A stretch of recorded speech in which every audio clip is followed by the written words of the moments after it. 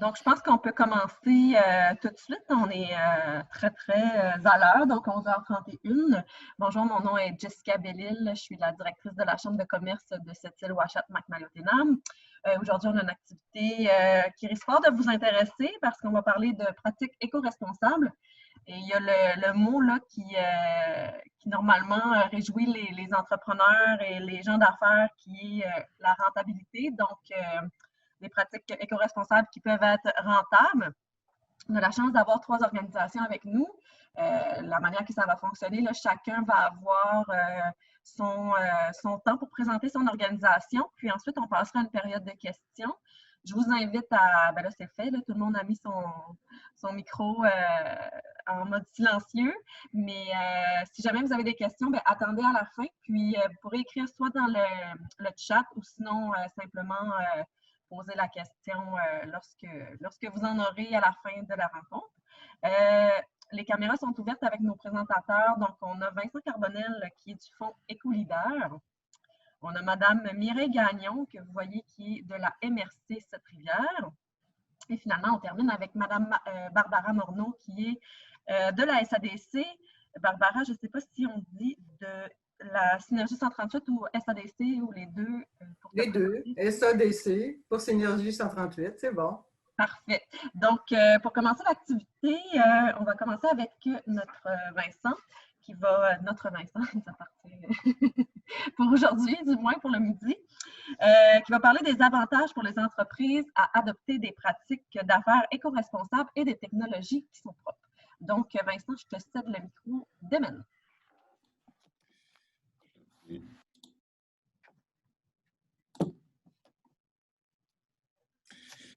Est-ce que tout le monde voit mon écran? Oui, parfait. Merci Jessica pour la présentation. Alors oui, adopter des pratiques éco-responsables, c'est rentable. Puis on va le voir au cours de l'événement que c'est rentable pour l'entreprise. On va par la suite avec Barbara voir qu'il y a des réelles opportunités d'affaires aussi en adoptant des pratiques éco-responsables. Avec Mireille et la MRC, on va aussi explorer la rentabilité collective. C'est quelque chose qui est important aussi. Donc, voilà, adopter des pratiques éco-responsables, c'est avantageux à tous les points de vue. Moi, je représente le Fonds Éco-Leader. Le Fonds Éco-Leader, c'est une initiative du ministère de l'Économie et de l'Innovation.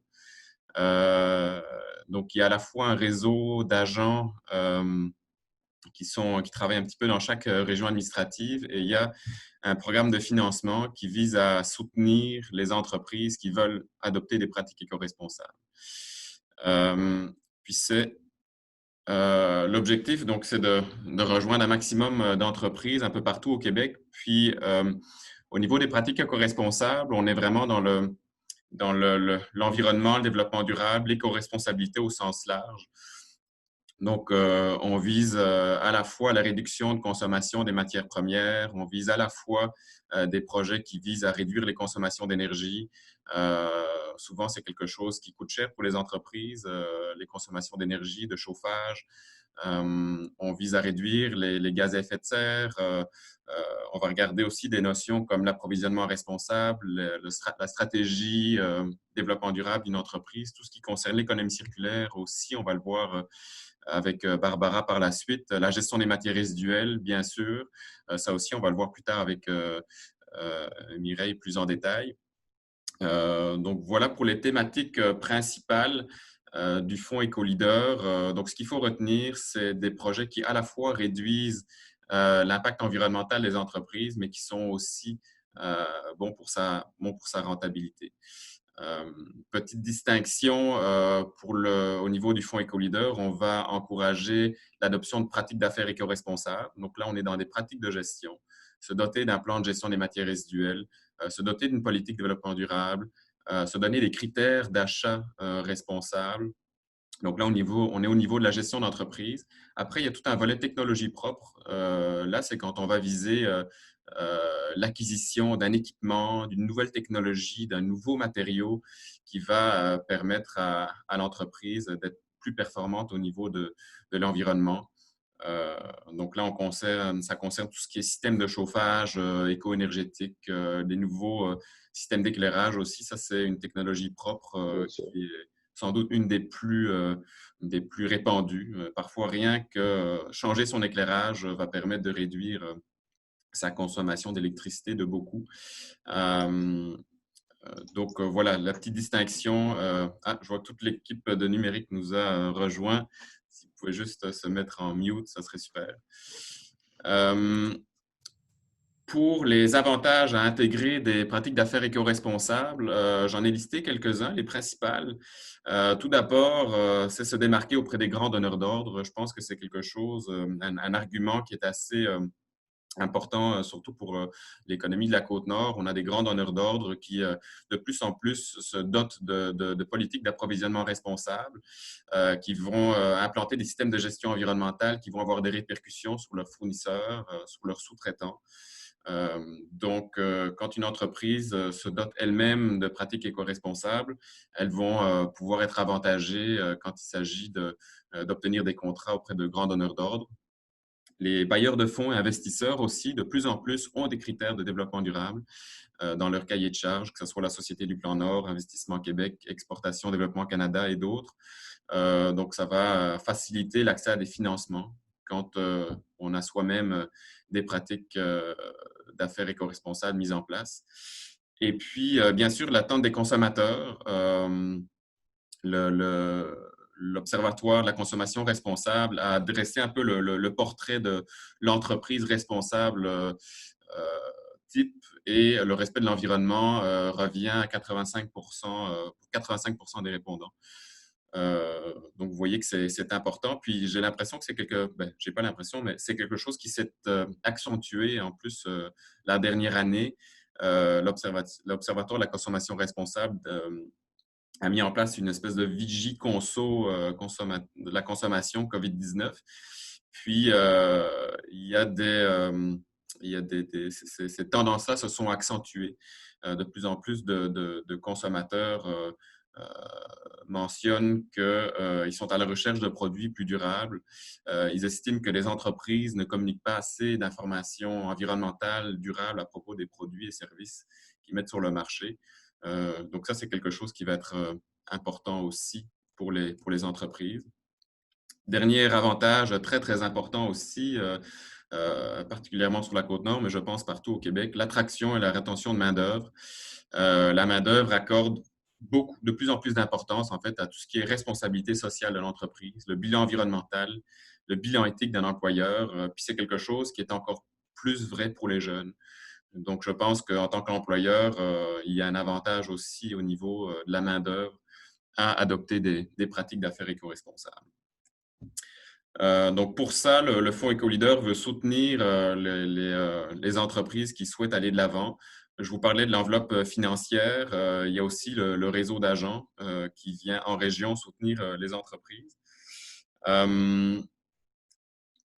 Donc, l'enveloppe de financement, ça va servir à donc soutenir les entreprises dans la réalisation d'études, dans l'élaboration de plans d'action concrets et dans l'accompagnement par la suite à la mise en œuvre du plan d'action ou de l'implantation d'une technologie propre, comme on l'a vu là tantôt.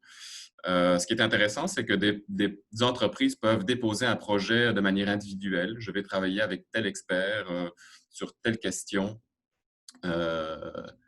pour mon entreprise, mais des entreprises peuvent aussi se regrouper autour d'un besoin commun et vont choisir de travailler avec un expert. Voilà, on aimerait avoir un diagnostic de notre consommation énergétique.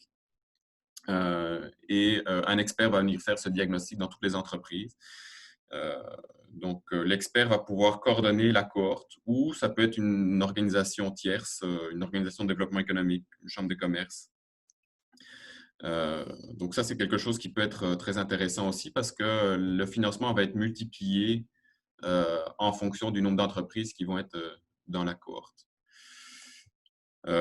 Exemple de cohortes qui ont déjà été déposées au Fonds EcoLeader, une cohorte coordonnée par l'organisme Maillon Vert qui visait à coordonner des initiatives de développement durable dans les pharmacies. Puis il y a une pharmacie à cette île qui a participé à la cohorte. On est très, très contents.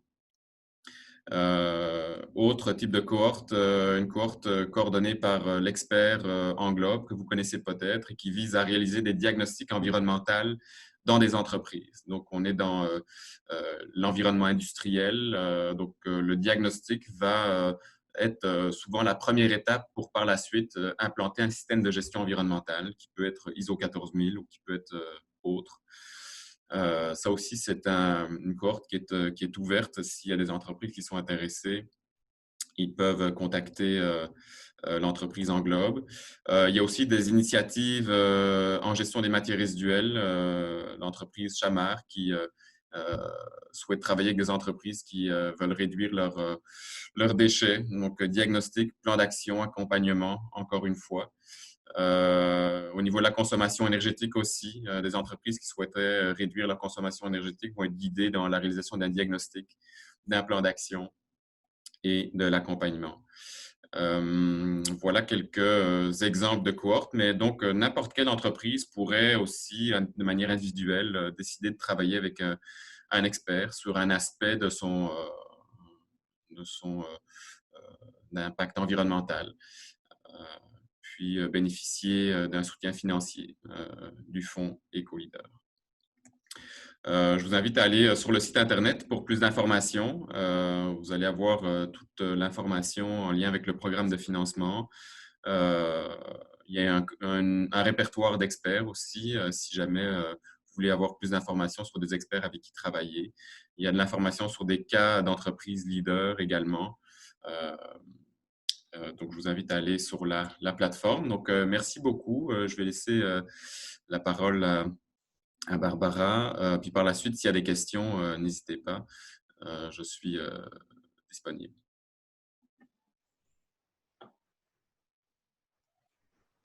Oui, donc en fait, ce ne sera pas Barbara, ça va être Mireille. Ah oui, excuse-moi, c'est Mireille. C'est pas grave. Donc, voilà, je vais partager mon écran. Bon.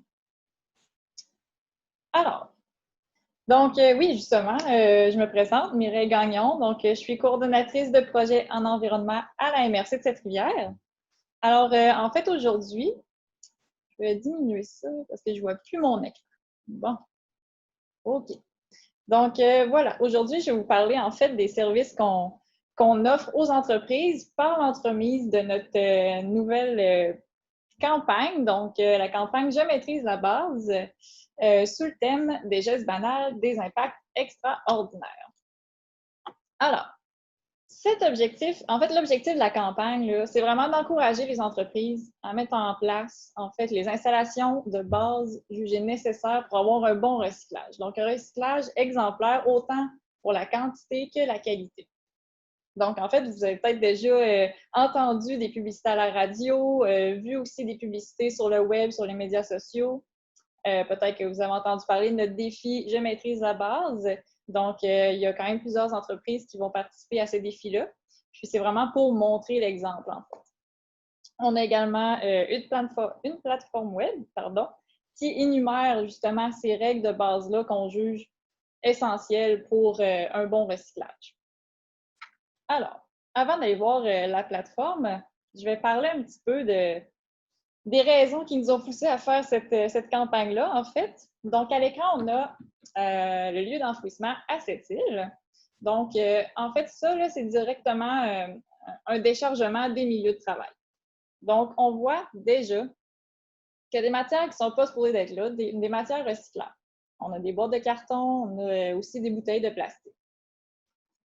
Pour vous mettre en contexte, on a environ 90 000 tonnes de matières résiduelles qui sont produites chaque année dans la MRC. Ça, c'est comprenant tous les secteurs. Donc, autant le secteur de la construction, rénovation, démolition, le secteur résidentiel, puis le secteur ICI, donc les industries, commerces et institutions.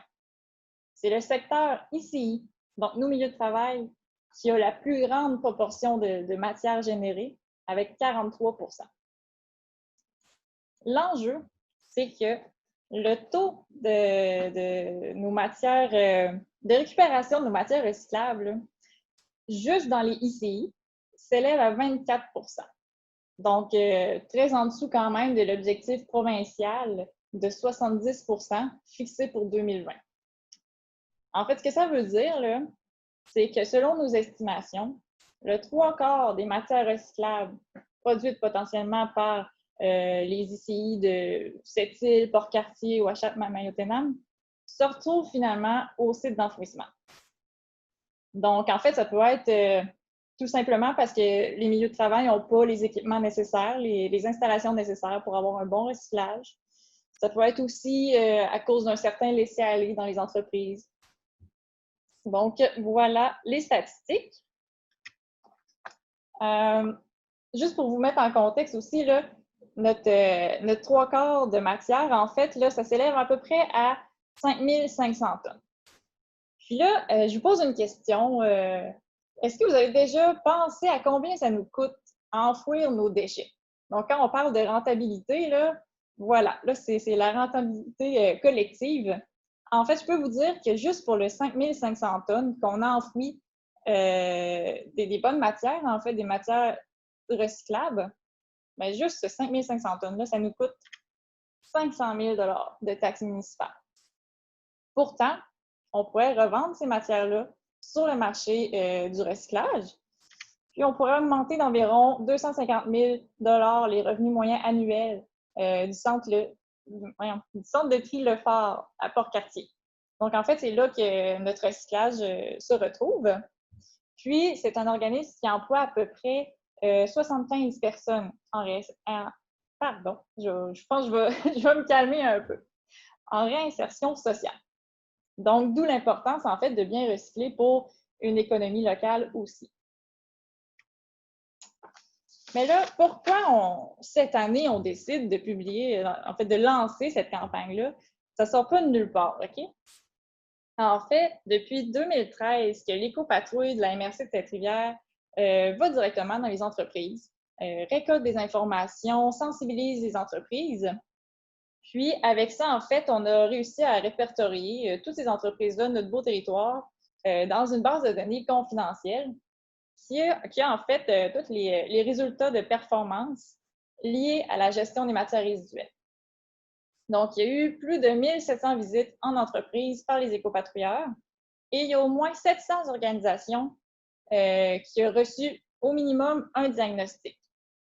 Donc, ce diagnostic-là était noté sur 30 et ça nous a permis de catégoriser nos entreprises donc en 4 niveaux de performance. Donc, les voici.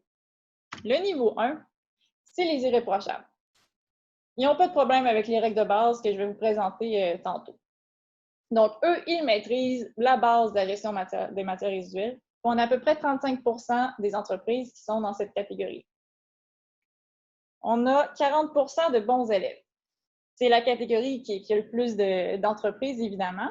Donc, eux, oui, ils maîtrisent quand même plusieurs règles de base, mais ils ont quand même besoin d'un petit accompagnement pour les aider, pour qu'ils deviennent eux aussi, en fait, des exemples à suivre. On a 14 % de retardataires. Donc, bon, c'est des entreprises qui tirent un petit peu de la patte, sont conscients des enjeux environnementaux, mais voilà, il faut quand même mettre les efforts. Finalement, là, on a 10 % de récalcitrants. Donc, malheureusement, la sensibilisation n'a pas donné les résultats escomptés avec ces entreprises-là parce qu'elles sont quand même très réfractaires au changement. Alors, je vais aller voir maintenant avec vous notre plateforme web « Je maîtrise la base ». OK, super. Bon, je vais vous laisser le plaisir d'aller la consulter parce que je vais aller directement à ces fameuses règles de base. C'est pas pour rien, en fait, que la campagne s'appelle « Des gestes banals, des impacts extraordinaires ». C'est parce que les règles de base, c'est très banal. Par exemple, accompagner chaque poubelle d'un bac de recyclage, autant à l'intérieur qu'à l'extérieur. Donc, c'est assez banal.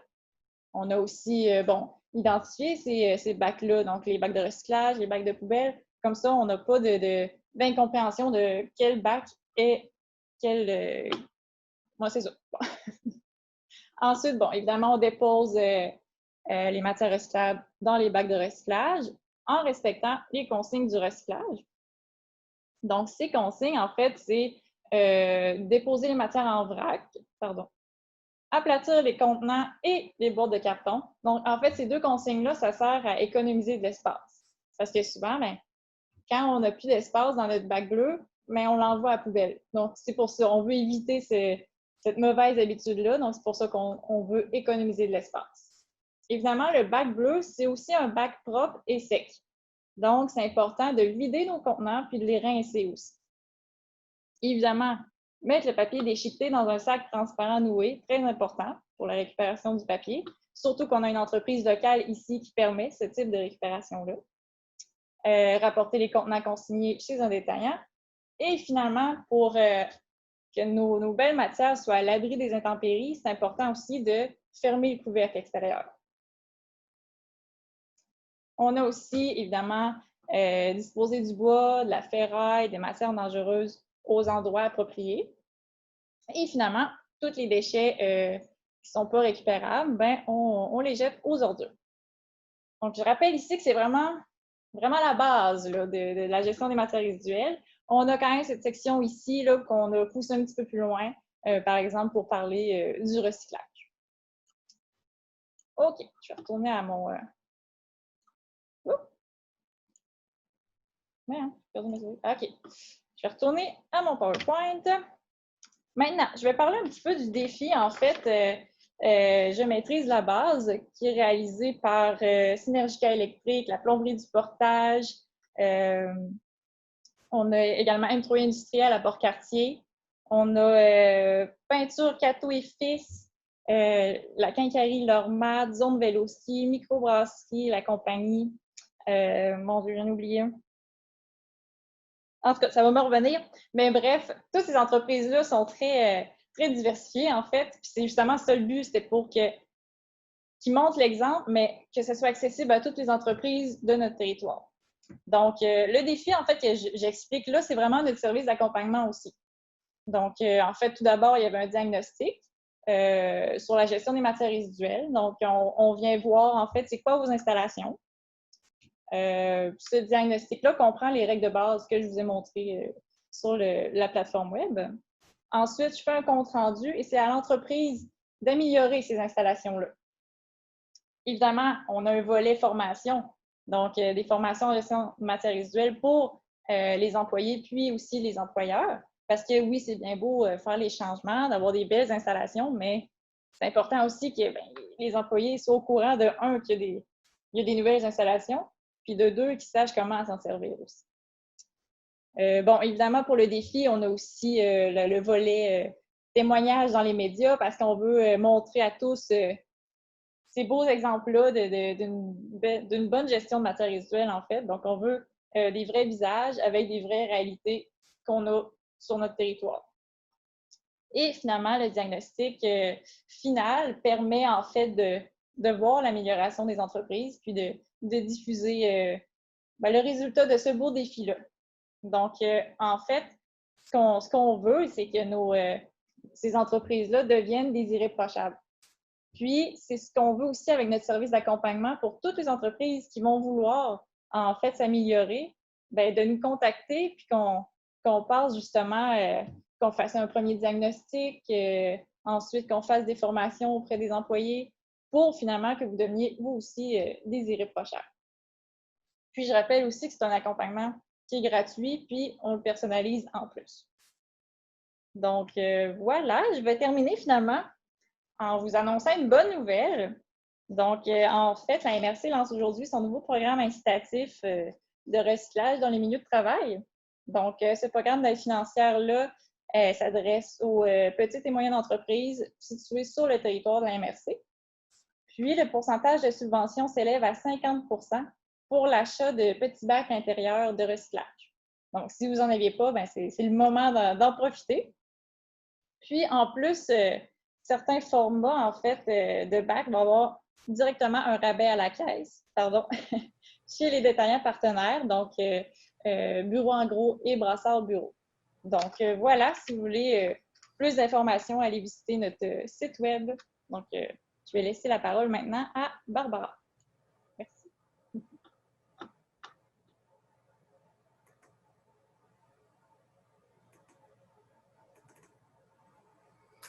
Alors, bonjour. C'est une suite qui s'enchaîne logique, hein, dirait-on. Alors, Synergie, tout le monde voit l'écran, ça va? Un bel écran vert. Synergie 138 qui relève de la SADC. Alors, c'est important de mentionner les deux, effectivement. Synergie 138, c'est un regroupement de 4 SADC de Charlevoix, Côte-de-Beaupré, Île-d'Orléans, en passant par la Haute-Côte-Nord, Manicouagan et la Côte-Nord, qu'on sait évidemment qui est une très grande région qui couvre jusqu'à Blanc-Sablon, Kaniapiscau, incluant l'île d'Anticosti aussi. Alors, c'est effectivement très, très grand.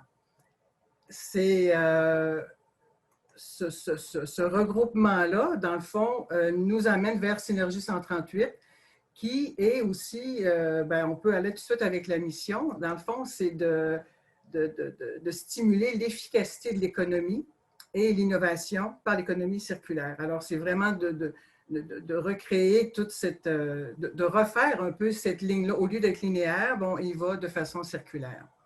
Notre mission, c'est d'amener les entreprises et les organisations à repenser leur développement économique pour optimiser la rentabilité. Alors, on a vu tout à l'heure comment les coûts d'un enfouissement, jusqu'à combien ça peut s'élever. Alors, si on pouvait réorganiser ou remettre ces sous-là dans l'entreprise, alors là, on commence à parler de rentabilité, hein, effectivement. Maintenant, Synergie 138, c'est le plus gros projet du genre au Québec. Pourquoi? Parce qu'il couvre une très, très grande superficie. On parle de 290 000 km². Alors, ce n'est pas rien. Et on parle de 150 entreprises participantes de façon active. On va voir tout à l'heure un petit peu plus de statistiques. On a des chargés de projet au nombre de 3. Vous allez voir tout à l'heure aussi par rapport à Manicouagan aussi et la Haute-Côte-Nord. 2 employés de support et une stagiaire universitaire. Communauté autochtone, 8. Et vous voyez, on a 4 SADC, dont 10 MRC sur 150 000 habitants à peu près. Alors, ça vaut la peine, ça vaut la peine d'intervenir à ce niveau-là. Maintenant, qu'est-ce qu'est le concept de l'économie circulaire? On part d'une base au départ que c'est l'économie linéaire qui est là depuis comment est-ce qu'on peut dire, la nuit des temps. Ça a toujours fonctionné comme ça aussi à partir de l'extraction, mais plus ça va, plus l'extraction commence à manquer un peu de ressources. Puis si on veut en garder pour le futur, bien, à un moment donné, il va falloir restreindre cette extraction-là, cette base-là de surconsommation. Et on s'en va toujours en ligne droite. Mais sur chaque ligne droite, sur chaque étape de transformation, distribution et utilisation, il y a toujours un rejet qui s'effectue, un ou deux ou plusieurs rejets qui s'effectuent. Donc, on arrive au bout de la ligne où on retrouve énormément de gaspillage, de pollution et de déchets. On a vu tout à l'heure là, à quoi ça pourrait consister. Ce qui fait qu'on essaie de penser autrement, justement, pour que ces sous-là, et l'obsolescence aussi, hein, tu sais, on se dit, on s'en va vers du gaspillage trop, fait qu'on aimerait améliorer cet aspect-là.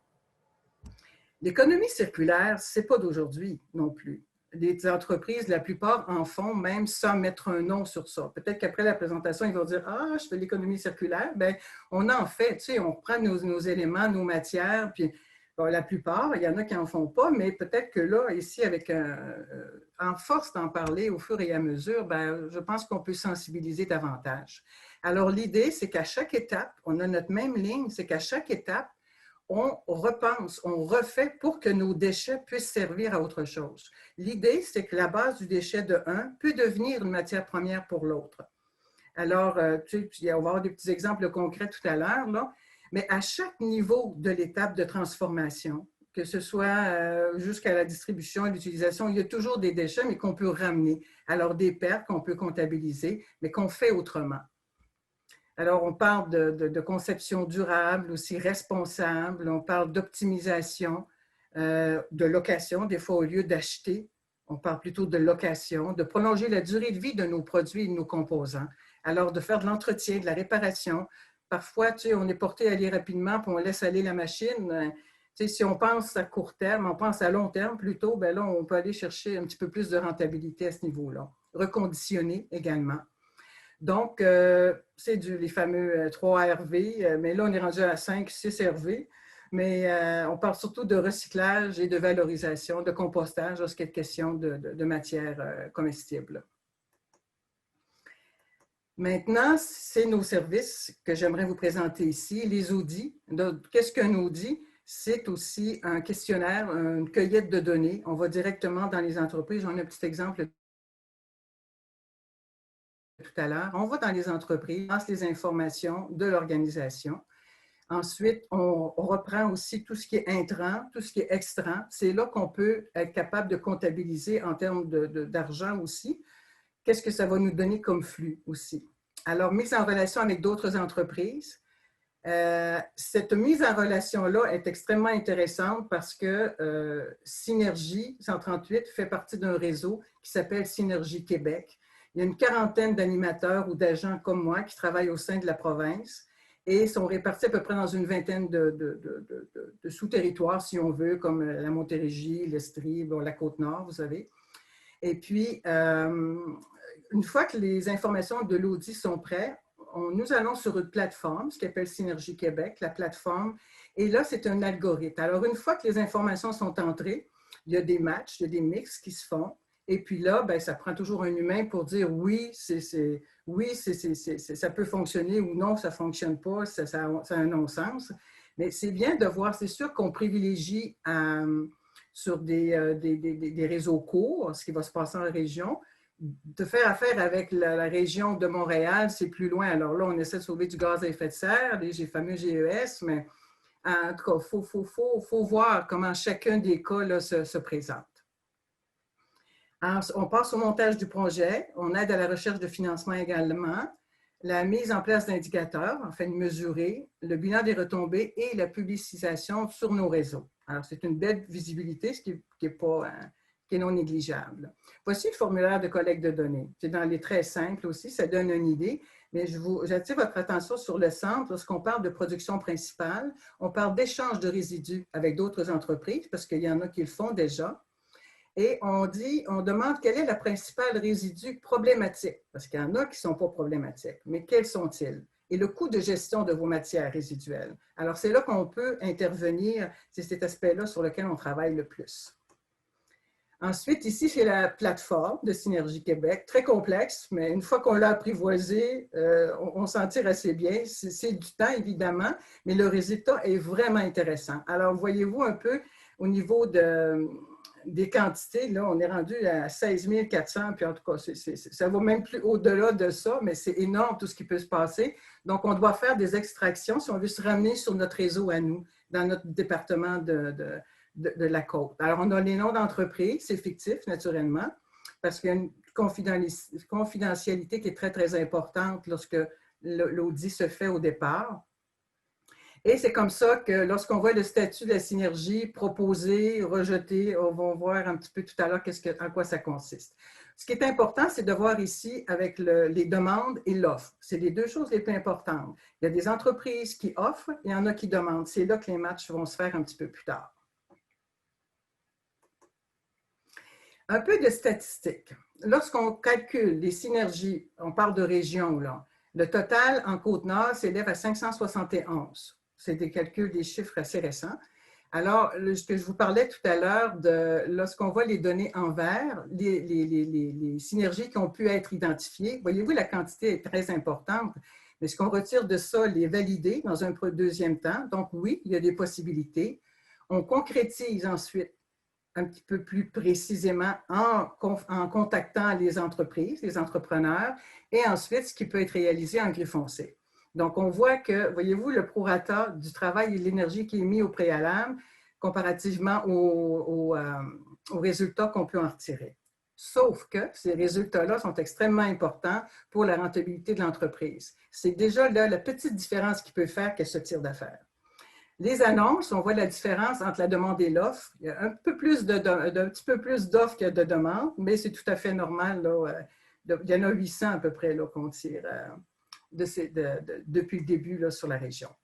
La répartition des offres et de la demande. Alors, voyez-vous, demande, comment elle est énorme, ça compare avec tout à l'heure, mais pour donner peut-être une idée, comme le bois, entre autres. Alors, on sait que le bois, dans l'offre, est un petit peu plus petite que la demande, mais c'est quand même assez égal. Tu sais, les gens qui vont faire des demandes spécifiques, d'autres qui veulent s'en départir. Le plus grand, matière organique. Voyez-vous, la matière organique, comment l'offre est très petite par rapport à la demande. Alors, il y a beaucoup de choses à faire à ce niveau-là pour justement revaloriser cet aspect-là, comme entre autres dans les valorisations des coproduits marins. On sait comme la coquille de crevettes, il y a tellement de choses à faire avec ça, mais on travaille sur le dossier actuellement. On poursuit avec l'équipe. Alors, Manicouagan, c'est Édith. Il y a toujours moyen, dépendamment d'où vous êtes, là, de votre région. En Haute-Côte-Nord, Monica, qui couvre un territoire assez large, dont la côte de Beaupré aussi, et l'île d'Orléans. Et sur la Côte-Nord, c'est moi-même ici. On est tous rejoignables en passant par le réseau de la SADC et on est partout aussi sur les réseaux sociaux. Maintenant, un petit exemple, j'ai pris celle-là parce que je trouve qu'elle était le fun aussi. C'est pas de la région parce qu'ici, pour le moment, on est vraiment on est au début aussi, puis il n'y a pas je ne voulais pas nommer d'entreprise particulière, mais pour donner un exemple, la Jute au Secours des arbres, c'est un torréfacteur de café qui, lui, recevait son café, puis pouvait jeter au résidu à peu près 1000 sacs de jute par semaine. Alors, c'est énorme. Donc, en contrepartie, lorsque le maillage s'est fait, il y a une petite entreprise de pépinière, justement, ça a cliqué. Et puis, eux cherchaient justement de la jute là, pour recouvrir leurs arbres. Alors, voyez-vous, les bilans des retombées par année, on parle de 60 tonnes d'évier de l'enfouissement, on parle de 73 000 kilos de GES évités et d'à peu près 60 000 $ d'économie, ce qui est énorme tout de même. Alors, réseaux sociaux, je vous en parlais tout à l'heure, c'est toujours possible d'y aller par le biais de la SADC ou Synergie 138. D'ailleurs, ça va être le web ici va être sur place. Et merci pour la présentation. Elle est toujours disponible pour les questions et répondre aussi à vos projets, participer à vos projets. Merci. Donc, je reprends la parole. Merci beaucoup, Barbara, Mireille et Vincent. Je devais faire la maths de cérémonie en tchèque, mais vous êtes très bien tirés, finalement, chacun à votre façon. Donc, on serait rendu à la période de questions. Comme on l'indiquait tantôt, si vous avez des questions, vous pouvez soit ouvrir votre micro, la poser, ou sinon l'écrire dans le chat. Je ne sais pas s'il y a quelqu'un qui voudrait se jeter tout de suite. Mais sinon, moi, je peux en poser des questions. J'ai ce pouvoir-là aussi. Donc, ou peut-être des témoignages aussi, parce que je vois des entreprises qui sont présentes. Je crois qu'il y a le phare numérique qui sont là, qui ont vécu des beaux projets avec vous. Donc, si jamais il y a un partage aussi, ce serait intéressant de vous entendre. Mais sinon, par exemple, une entreprise là, qui actuellement ne fait rien là, du côté du développement durable ou se sent qu'elle ne fait rien, mais qui a quand même un désir de changement, est-ce qu'il y a quelque chose de simple là, là, on en parlait tantôt avec Mireille, là, par exemple, des stratégies qu'on peut faire facilement, mais mettons qu'une entreprise désire de changer là, est-ce que par quel chemin elle doit prendre pour que ce soit le plus facile pour elle, là, parce que, tu sais, des fois, on s'entend, là, les entreprises ont déjà beaucoup de paperasse, là, ou de trucs comme ça. Donc, pour faciliter là, leur changement ou ce qu'elles veulent entreprendre, en fait. Je ne sais pas qui veut commencer de votre côté, nos trois panélistes. Ben, je peux commencer, pas de problème. Vas-y, je compléterai. Oui, ben oui. En fait, c'est assez simple, là. Ça dépend de qu'est-ce que l'entreprise a besoin. C'est vers quelle direction qu'elle veut aller. Parce que nous, c'est sûr, à la MRC, là, c'est vraiment axé sur la gestion des matières résiduelles. Donc, ce que je disais justement, c'est qu'on peut se déplacer, on fait un diagnostic, on voit un petit peu c'est quoi les matières que l'entreprise génère en grosse quantité. On voit aussi si les installations recyclage, déchets, matières dangereuses, tout ce qui est ferraille, bois, sont bien gérées. Donc, c'est vraiment... Si c'est vraiment commencer par le tout début, la base, ben c'est sûr que nous, on est là. Ensuite, ça va un petit peu plus loin parce que l'environnement, c'est c'est un thème très, très large. Donc là, ça peut Est-ce que je peux aller... t'interrompre, Mireille? Pardon? Est-ce que je peux t'interrompre 30 secondes? Oui, oui. Non, ben c'est parce que je me pose la question parce que je vois quand même des bureaux là, actuellement, puis je pense juste à la chambre de commerce. Pour nous, à part recycler, là, je vois aucunement comment on peut aider puis je veux dire, on est deux, là. Est-ce que le diagnostic peut quand même. Est-ce qu'il y a quelqu'un qui peut m'accompagner dans un but? Il y a Annie là, d'un bureau d'architecte aussi, là, je sais qu'elle a d'autres. Oui, ben exactement. En fait, tu nous contactes. Après ça, moi, je vais me déplacer à la Chambre des commerces. Puis, en fait, ce que je vais faire, c'est vraiment le premier diagnostic. Donc, je vérifie les installations.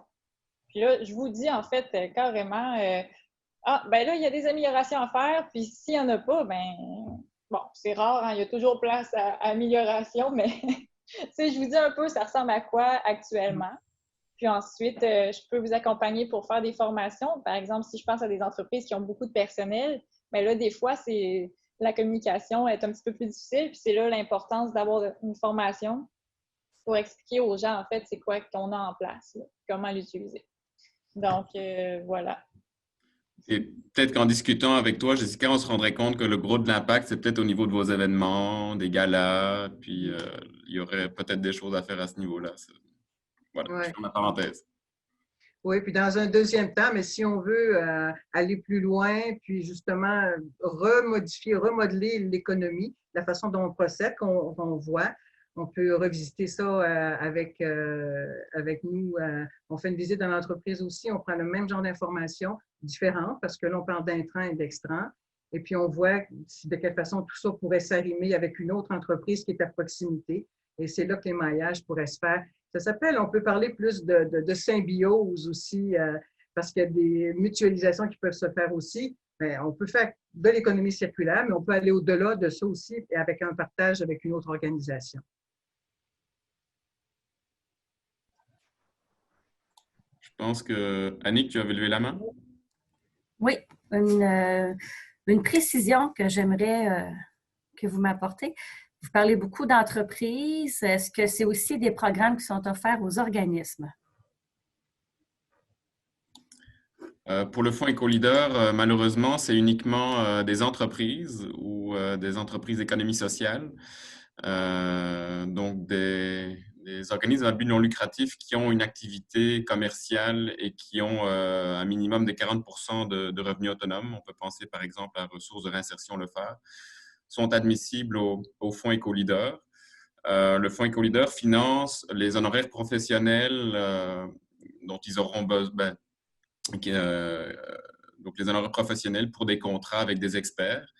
Là où les organismes de développement économique pourraient intervenir, c'est quand je parlais de l'exemple de la cohorte. Un certain nombre d'entreprises se regroupent autour d'un besoin, souhaiteraient travailler avec un expert. Ben là, la SADC la Chambre de commerce pourrait coordonner cette initiative et il y a les frais de coordination de la cohorte sont financés également par le Fonds Éco-Leader.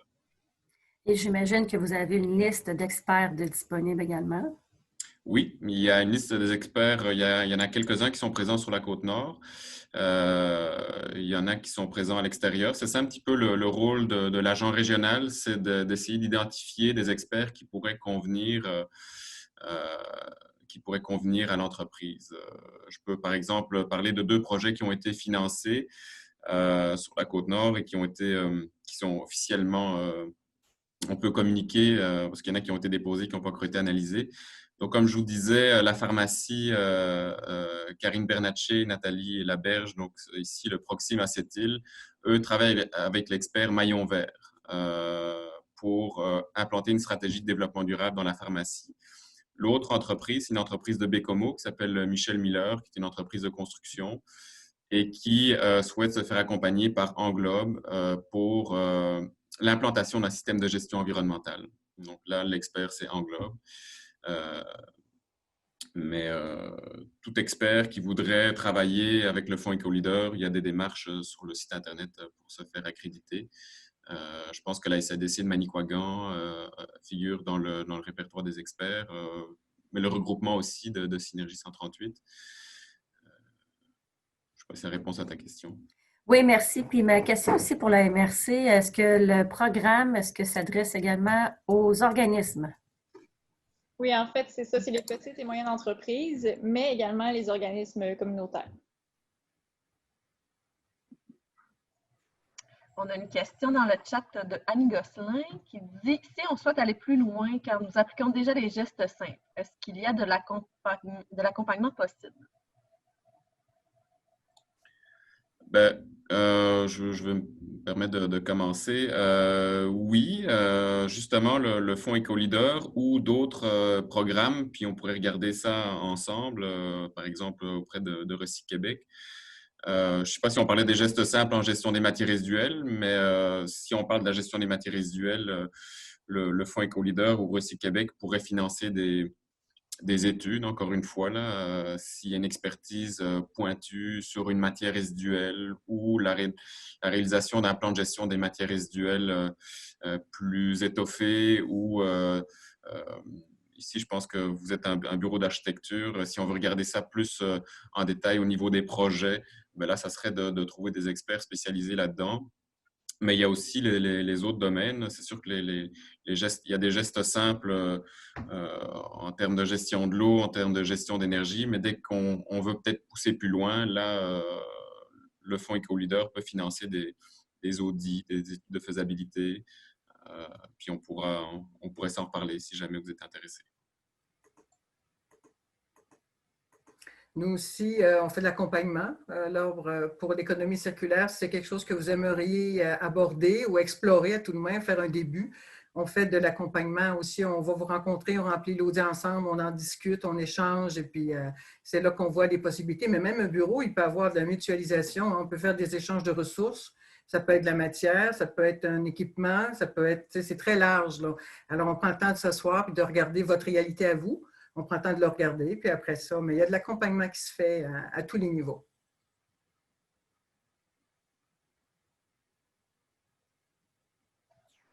Il y a une autre question là, dans ce même genre là, par rapport à un organisme gouvernemental public comme une école ou un centre de formation professionnelle.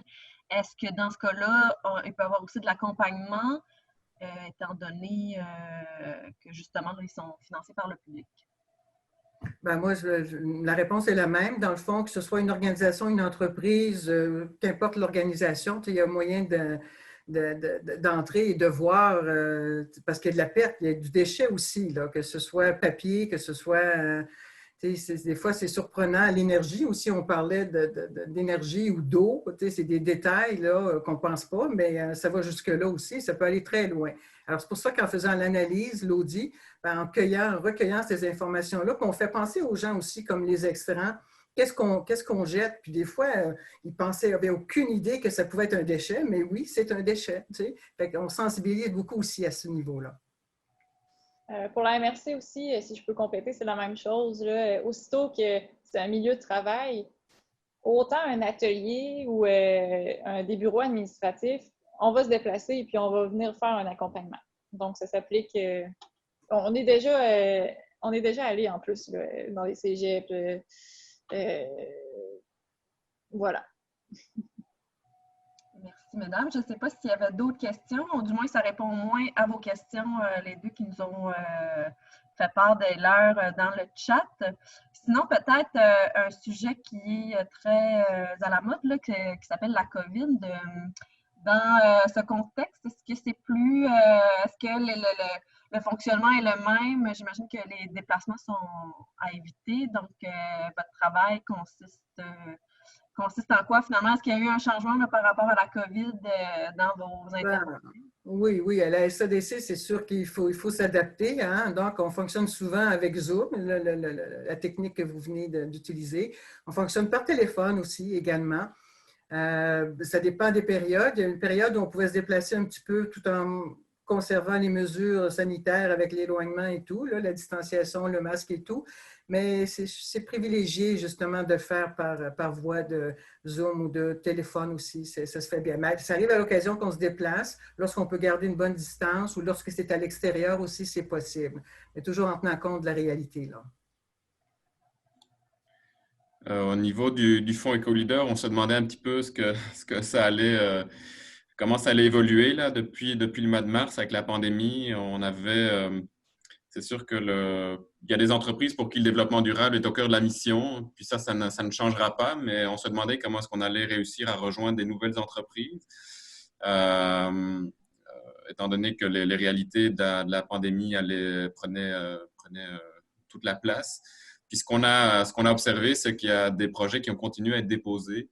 Donc, j'imagine qu'il y a des entreprises qui continuent quand même à vouloir faire avancer des projets. C'est sûr que notre défi, c'est de rejoindre des nouvelles entreprises. Puis, bon, on se tourne vers des moyens virtuels. Moi, ça m'est quand même arrivé de récemment encore avoir des rencontres physiques. C'est sûr que c'est des rencontres en petit comité, 1 et 1, puis qui ont lieu avec distanciation, mais je continue à me déplacer sur le territoire. C'est souvent ce qui fonctionne bien, en fait, quand on a l'occasion de rencontrer le chef ou la chef d'entreprise. Donc, Oui, puis dans notre cas, en fait, nous aussi, on privilégie pour le diagnostic. C'est difficile de voir les installations quand on n'est pas là en personne, tu sais.